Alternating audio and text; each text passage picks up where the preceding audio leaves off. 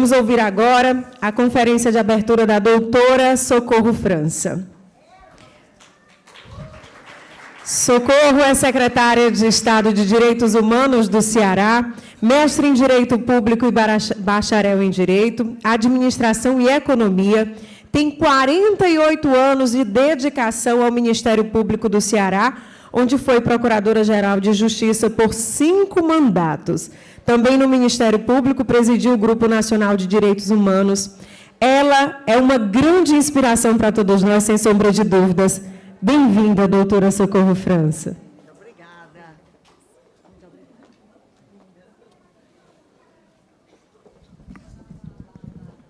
Boa noite. Vou falar fora do microfone. Eu estou situada à esquerda aqui do palco. Boa noite. Eu não vi ninguém com baixa visão, mas eu gostaria de me apresentar assim como a lei determina. Eu sou uma mulher baixinha, estou vestindo uma roupa toda branca, um óculos gigante. Eu tenho 81 anos de idade, mas sou uma eterna sonhadora. Para mim não existe etarismo. Eu creio que nós fazemos as nossas próprias vidas. Quando a gente sonha e não para de sonhar, não importa o limite, a idade, o que importa é a gente guardar dentro da gente o sonho de ver um mundo cada vez melhor. E é assim que eu quero começar a nossa conversa. Eu havia preparado 40 minutos, porém, eu soube agora que eu tenho rapidinho, porque vai ter um coquetel, e eu vou tentar aqui dialogar com vocês. Em primeiro lugar, eu quero aqui cumprimentar todos os mestres. Gente, eu sempre digo que nós somos o que somos, graças à educação. Eu agradeço muito, eu nunca esqueço nunca do meu professor, dos meus professores, da minha época, da escola primária. Lá não existia nível médio, ainda era ginásio, ainda era o clássico ou científico. Foi uma época áurea, de anos dourados, mas que eu reverencio todos os meus mestres e até hoje os guardo no meu coração, porque eles me deram asas para voar. Eles me fizeram o que eu sou. Eu quero cumprimentar uma pessoa que eu conheci ainda muito jovem, não tinha cabelos brancos, era um lindo menino, que também sonhador, professor Tales. Professor Tales, lá atrás, lá no passado, ele foi um grande guerreiro, e eu tenho que puxar isso aqui, para que todos os senhores o conheçam. Ele foi um grande guerreiro na defesa da escola particular no estado do Ceará. Ele ultrapassou a Constituição de 67, adentrou na Constituição de 88 e passou o tempo todo defendendo a escola particular, a iniciativa privada aqui no estado do Ceará. Naquela época, eu trabalhava com a defesa do consumidor.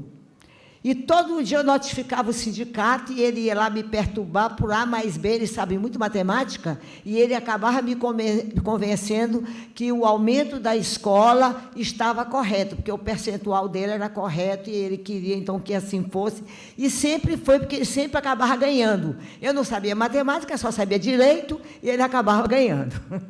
Mas é apenas um repasse que eu queria dar aqui para vocês. Mas nós estamos exatamente... Não colocaram nem minha apresentação, né?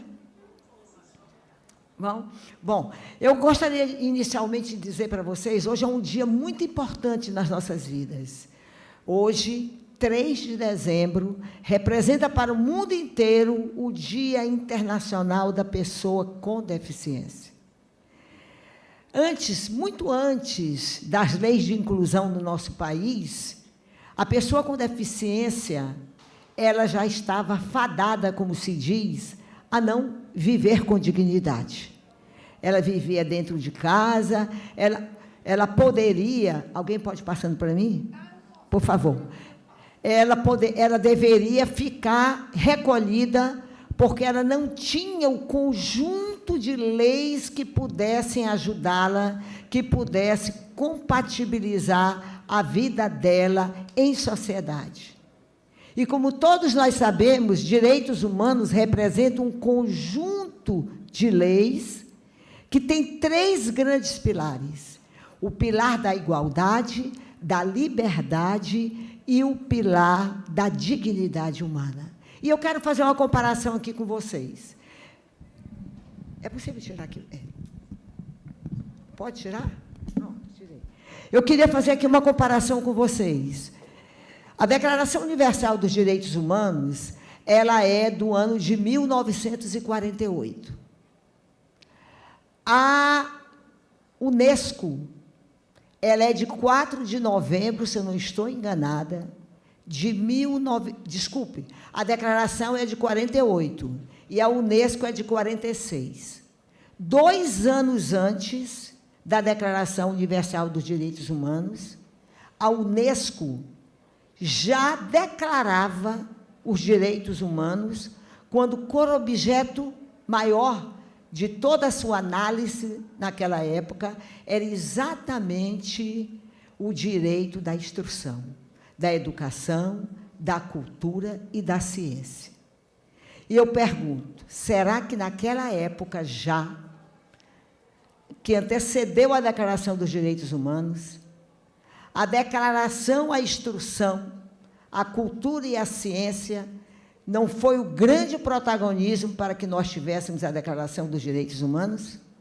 Quando eu falo assim, eu gostaria de dizer e esclarecer a todos vocês, óbvio que todo mundo sabe disso, do tempo que nós vivemos da tortura, do tempo que nós vivemos da falta da liberdade, do tempo que nós vivemos que não existia dignidade humana. E, por exemplo, eu gostaria aqui de citar para vocês, o nosso Código Civil no Brasil, que é de 1916, ele foi todo forjado, todo ele foi realizado com base nas ordenações filipinas, que determinava que o homem tinha o poder, escuta o que eu estou dizendo para vocês, de matar a sua própria mulher, se porventura ele ousasse desconfiar que a mulher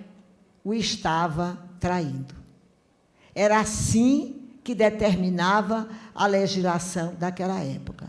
E o nosso Código Civil brasileiro, ele foi montado sob o ordenamento das ordenações filipinas. E hoje, 2024, a gente fala todos os dias, é só ligar a televisão que você escuta violência doméstica, feminicídio, que você escuta todo tipo de atrocidade contra a mulher. E a gente pergunta, o que é que a gente pode fazer? Política pública nós temos.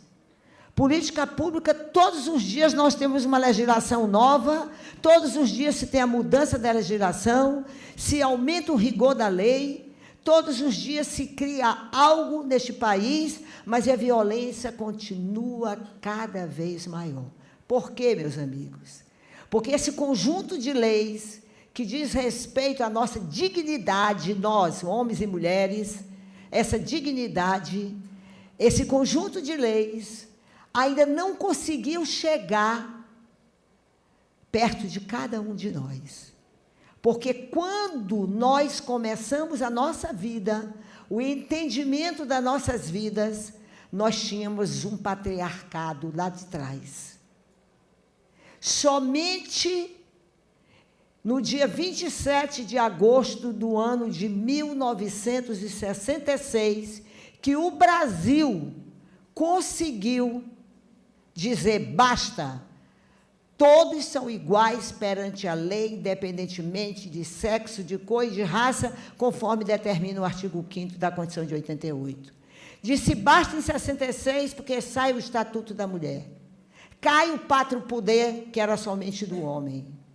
Cai todo aquele rigor do Código Civil de 1916, forjado na lei das ordenações filipinas. E a mulher começou a ser vista de forma igualitária. Por que eu estou falando isso? Nem está na minha apresentação. É porque me deu vontade agora de colocar aqui essa matéria para que a gente possa repensar e dizer, a gente pode vir todo tipo de lei, não podemos ter todo tipo de ordenamento jurídico nesse país para conter esse tipo de violência. Porém, se nós não começarmos com a instrução, se nós não começarmos na mais terna idade, de nada vai adiantar. Porque nós, a minha geração, eu sou da Segunda Guerra Mundial, eu sou de 43, a minha geração, ela foi criada para entender que o pátrio poder é sempre do homem. Então, nós temos no Brasil toda uma história cultural, toda uma história jurídica que nos faz perceber que, efetivamente, nós temos e não conseguimos alcançar, que o mundo mudou, os conceitos mudaram, as pessoas mudaram, os sonhos mudaram, e essas mutações sociais, elas precisam também alimentar um ordenamento jurídico que seja mais humano, um ordenamento jurídico que seja voltado para a dignidade da pessoa. Então, falando sobre a violência doméstica, eu queria iniciar a nossa conversa, que vai ser rápida, por conta do tempo, mas eu queria iniciar dizendo a vocês que nós temos e temos lutado muito, cada um de nós, Brasil afora, para que nós tenhamos esses pilares fincados na nossa consciência e trabalhar com eles, trabalhar a nossa liberdade, liberdade de falar, de se expressar, liberdade de ir e vir. Nós temos que trabalhar a igualdade, nós somos iguais, não adianta a gente querer fazer as nossas diferenças.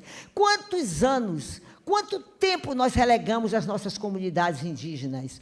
Quanto tempo os povos tradicionais foram massacrados, nossos quilombolas foram massacrados, os povos de terreiros foram, inclusive, expulsos, os ciganos expulsos, são povos tradicionais que vieram antes de nós. Mas nunca tivemos essa concepção. E é preciso que a gente comece a entender que nós somos inseridos. E aí vem a beleza aqui dessa noite, em ver que a Unesco com esse objetivo, que é trazer a dignidade, que é fomentar a cultura, é fomentar a ciência e, sobretudo, a educação. Eu posso dizer, professor Tales, que eu fiquei muito feliz quando eu recebi, há poucos dias, esse convite para vir até aqui, porque eu sou apaixonada por essa instituição que efetivamente luta pelos direitos humanos da educação. Agora, é preciso que a gente tenha que agir, é preciso que a gente tenha que aprender, porque o mundo está aí fora. Enquanto nós falamos de paz, enquanto nós buscamos paz, a gente vê em todas as regiões, em todos os pontos do planeta, que essa violência ainda continua agraçando, exatamente por conta da ganância, por conta de não termos ainda aprendido as lições com as consequentes e as sequentes guerras mundiais que nós tivemos que viver e continuamos vivendo no dia a dia. Então, quando a gente fala de paz, eu falo em respeitar a dignidade das pessoas, como elas são, e entender que o mundo não é estático, ele muda, nós mudamos todos os dias, e a gente precisa, efetivamente, nos inserir cada vez mais em um mundo que está nos chamando para uma nova versão. Nós estamos em movimento o tempo todo, e a gente não se lembra disso, a gente se esquece disso, e nós confiamos e entendemos. Por isso que eu disse no início, a educação me mudou, me transformou, fez o que eu sou. Deu uma vontade enorme, como eu continuo com essa vontade enorme de continuar, mesmo aos 81 anos de idade, continuar lutando, gente, porque é isso que está dentro de nós. Vocês, como mestres, como professores, como é bom a gente chegar e dizer, professora, eu me inspirei naquelas palavras lá de trás, quando a senhora deu aquela aula X. Gente, é linda a educação, eu sou apaixonada pela educação.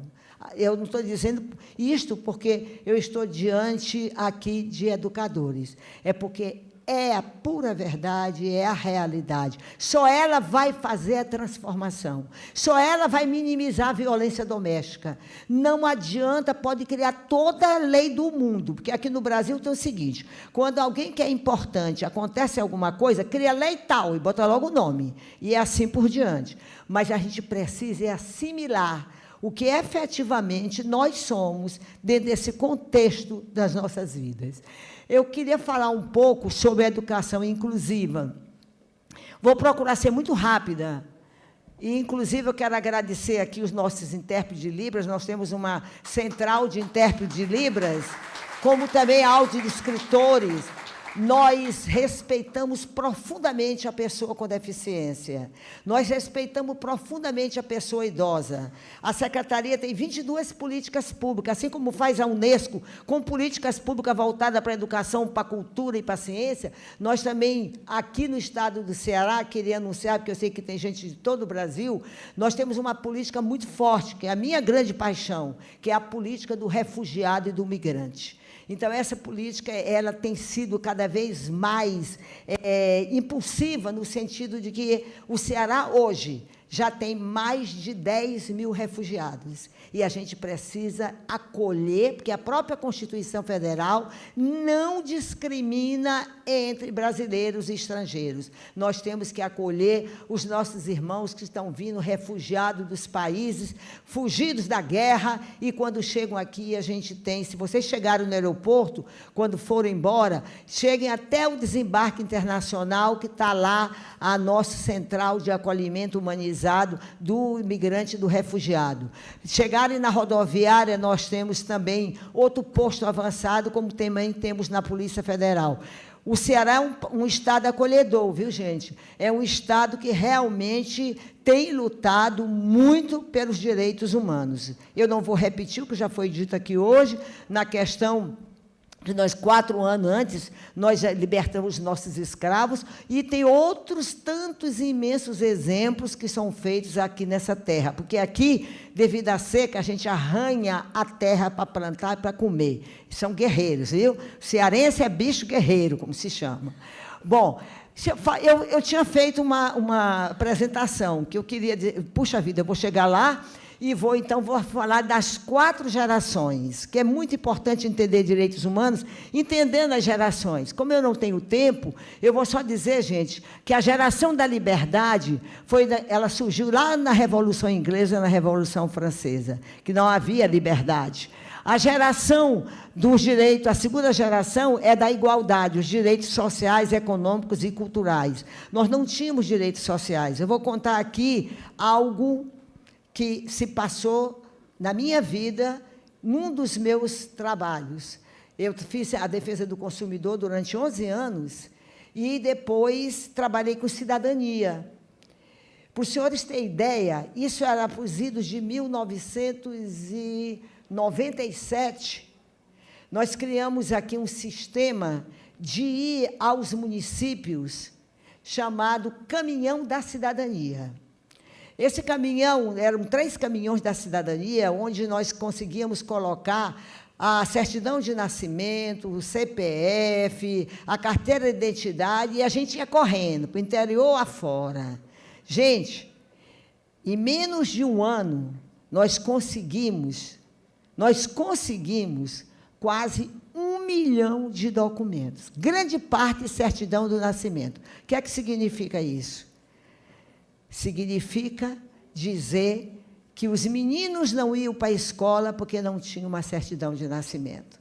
Significa dizer que o idoso não se aposentava porque não tinha uma certidão de nascimento. Direito civil, isso em 97. Isso direito, essa segunda geração, veio lá de trás. Como é que eu posso pensar em igualdade se eu sequer tinha vida civil? Como é que eu posso pensar em igualdade se sequer eu poderia frequentar a escola? Nós ainda temos problemas? Temos. E vocês sabem que a própria lei do registro civil diz que você tem que tirar dentro de 90 dias. Depois disso, você tem que ir para a Defensoria Pública, se pobre for, para poder conseguir retirar a certidão de nascimento. Sem vida civil, sem capacidade civil, você não é cidadão. Então, essa é a segunda geração. A terceira geração foi uma geração maravilhosa, que foi a geração dos direitos difusos e coletivos. A sociedade se reuniu.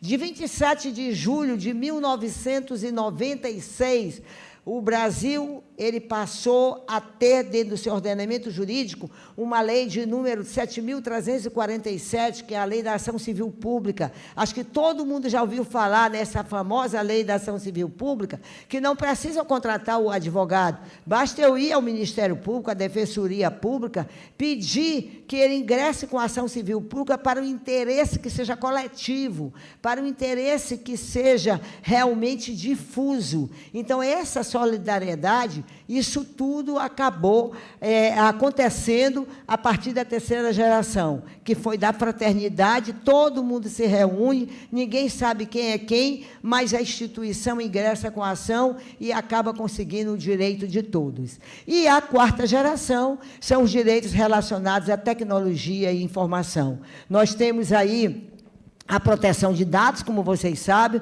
o direito à privacidade da internet, o direito à proteção de dados, é uma legislação importantíssima, vivendo na era da tecnologia.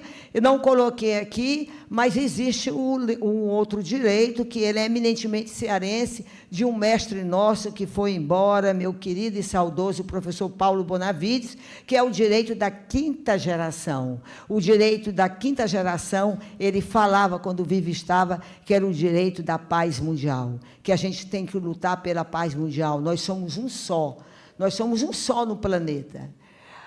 Direitos humanos não dá tempo de falar, e educação inclusiva. Eu queria apenas aqui, para não alongar, ela é muito extensa, a nossa conversa, mas eu gostaria, eu gostaria aqui de trazer uma novidade para vocês, para os senhores todos. O estado do Ceará foi o 5º estado no país. Vocês já ouviram falar de um grande projeto do Brasil chamado Viver Sem Limite, já? Viver Sem Limite, ele foi... Eu fiz toda uma história, posso deixar aqui com vocês, aliás, vocês já têm. Eu fiz todo um histórico de todas as legislações desde o início dos direitos humanos, com a Declaração Universal dos Direitos Humanos, contando no Brasil, passo a passo, cada governo. Eu quero deixar aqui com vocês e dar uma novidade para a educação. Essa novidade ela está no eixo 4 de um programa muito forte no Brasil, que hoje tem, no governo Lula, 6,5 bilhões para gastar com a política da pessoa com deficiência. Mas o eixo 4 e o estado do Ceará foi o 5º estado e o último estado a aderir a este plano. Isso foi lá nos idos de julho de 2023. E nós temos, então, no eixo 4, a promoção do direito à educação. E nessa promoção existem várias políticas que já estão iniciando pelo MEC, que é a habilitação de 75 novos centros especializados em reabilitação, a habilitação de centro de referência em reabilitação para pessoas com transtorno de espectro autista.